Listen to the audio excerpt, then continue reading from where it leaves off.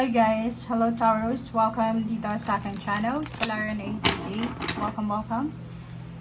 Taurus, alamin natin kung ano yung general monthly reading mo for the month of January. So yung first month ng 2025, titingnan natin Taurus kung ano yung message.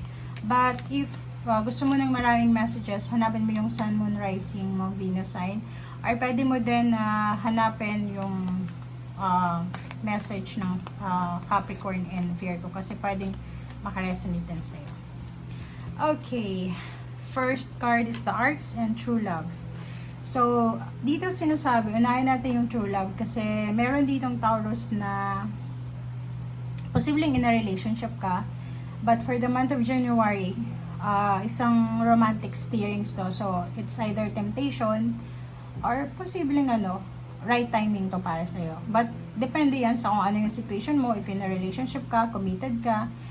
Dito sinasabi, isang romantic new beginnings ang posibleng mangyari. Isang pagmamahal, pag-ibig ang posibleng i-deliver sa'yo ng ating universe, ng ating Panginoon. So, ihanda mo yung sarili mo. Kung hindi ka pa handa dyan, huwag mo tong bigyan ng focus. Okay? But, if handa ka na, express your emotion, express your feelings, diba? So, wag mong masyadong patagalin to, okay? And iba din sa inyo dito, if boring kayo this January, use your talents, express yourself through creative activities, arts. Gamitin mo yung talents mo para makapag-relax ka, mapagkakakitaan, parang ganun. So, uso yun yung pagkanta, pagsayaw, or kung anong talent mo, pwede mo yung i-video, and then, yun, para ipakita sa mundo na ikaw ay talented, at the same time, kikita ka. At the same time, nag-enjoy ka.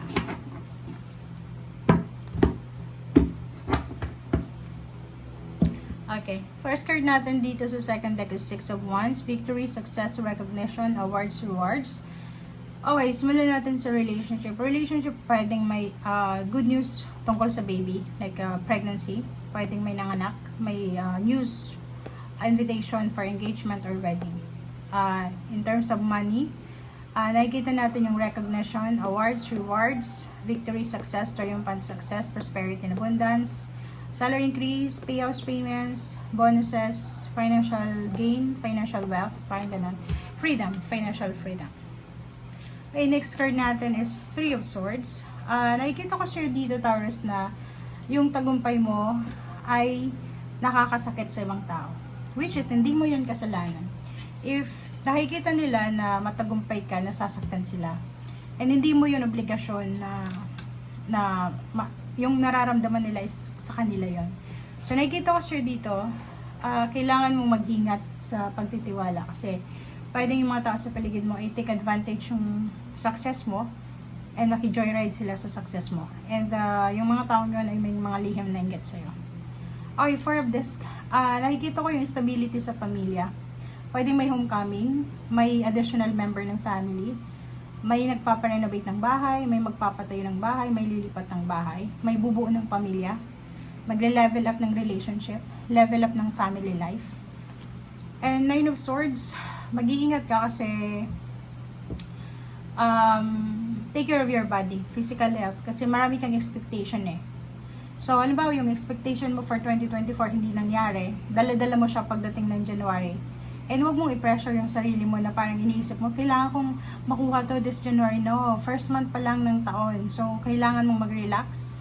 Celebratory pa it's New Year until February. So, ibigay mo hanggang sa Chinese New Year yung celebration para sa sarili mo.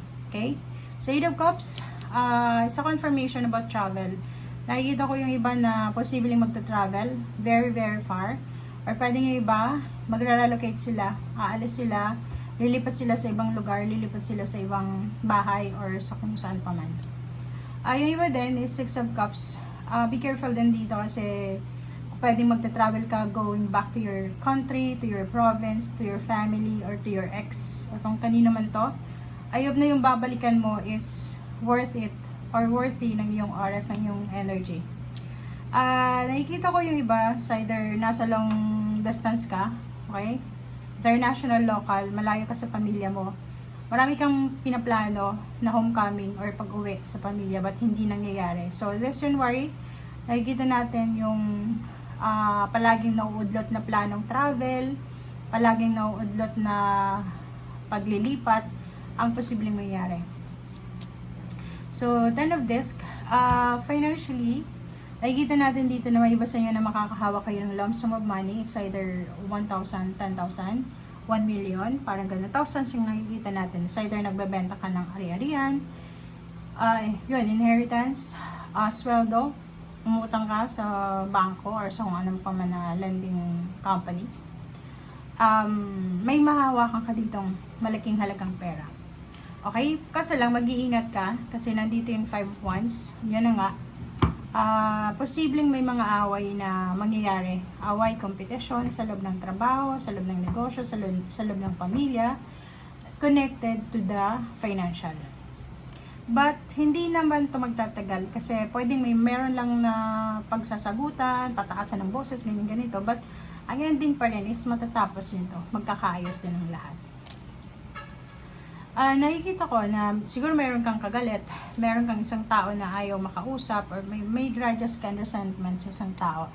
And this month, nakikita ko yung clarity. So, pwedeng may forgiveness, reconciliation, renewal of relationship, renewal of contract. Pwedeng iba babalik sa kanilang business, sa kanilang trabaho, or sa kanilang career. So, yun. So, nakikita ko sa'yo dito na makakaalis ka sa stagnation, makakaalis ka sa financial and emotional stagnation na pinagdadaanan mo, magiging sobrang free ka.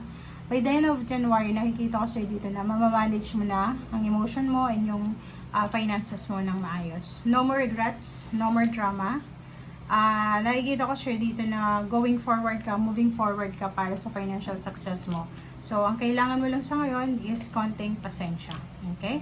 So, nakikita ko sa'yo dito, ang dami-dami mong plano para sa pamilya, para sa relasyon, kung may anak ka sa anak, kung may magulang pa para sa magulang. Nakikita ko na marami kang minamanifest in terms of money. And sa ngayon, since first month pa lang ng 2025, huwag mong i-pressure yung sarili mo. Okay? Temperance, be patient. Yung 10 of Cups, yung emotional fulfillment and achievements na pinagpipray mo para sa parents mo, ay pwedeng maibigay mo yan sa tamang panahon. Marami ditong rason para mag-celebrate. Maraming rason para maging masaya. So, huwag mong ilalagay yung sarili mo sa parang punong-puno ka ng guilt feelings, diba? Yung parang, kasi minsan, ganun parang nararamdaman mo na wala kang karapatan magsaya. Like, may problema sa pamilya.